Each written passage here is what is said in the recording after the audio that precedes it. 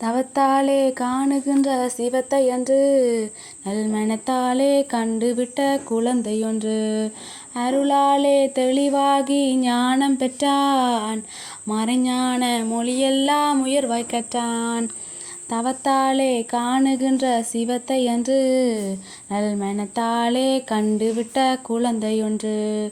அருளாலே தெளிவாகி ஞானம் பெற்றான், மறைஞான மொழியெல்லாம் உயர்வாய்க் கற்றான். சீர்காழி பதியினில் பிறந்த மகன், சிவபாத விருதையர் அன்பு மகன். பகவதி அன்னையின் செல்வ மகன், அழுதது பொறுக்காமல் அரணும் வந்தான், அம்மையுடன் விரைந்து வந்தான்.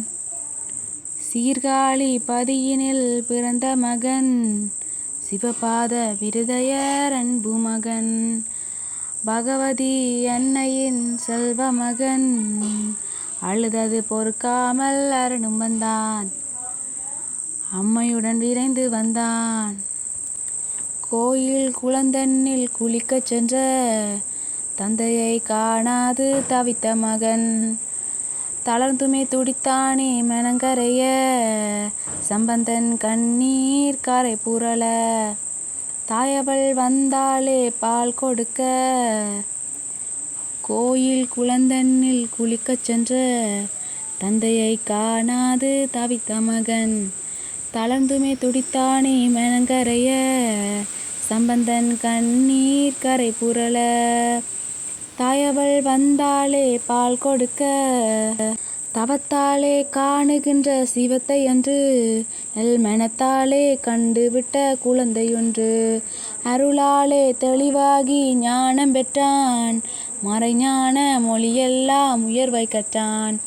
தவத்தாலே காணுகின்ற சிவத்தையன்று நல்மனத்தாலே கண்டுவிட்ட குழந்தையொன்று.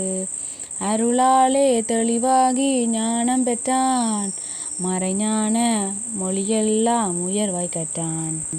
தேடி வந்த தந்தையவர் அங்கு வந்து, பாலொழுக நின்ற பிள்ளை தன்னை கண்டு, யார் தந்த பால் குடித்தாய் என்று கேட்க, ஆண்டகவை மூன்றும் நிறைய பிள்ளை தோடுடைய செவியனென தொடங்கி வைத்த, தேவார பதிகத்தில் விடையை தந்தான்.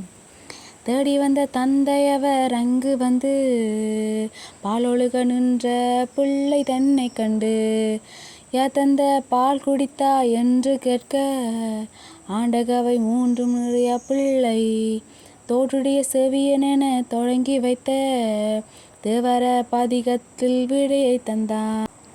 அன்பே சிவமாகி நின்றவனே அருளை தந்து உயர வைத்தான், அன்போடு அழைத்தவரின் துயர் தீர்த்து தர்மங்கள் செலுத்திட வழிவகுத்தான். அம்மையும் அப்பனும் ஒன்றாகி அன்பால் அணைத்த பிள்ளை திருவாகி, திருஞான சம்பந்தன் ஆனானே திசையெல்லாம் வாழ்த்திட வந்தானே. அன்பே சிவமாகி நின்றவனே அருளை தந்து உயர வைத்தான், அன்போடு அழைத்தவனின் துயர் தீர்த்து தர்மங்கள் செலுத்திட வழிவகுத்தான். அம்மையும் அப்பனும் ஒன்றாகி அன்பால் அணைத்த பிள்ளை திருவாகி, திருஞான சம்பந்தன் ஆனானே திசையெல்லாம் வாழ்த்திட வந்தானே.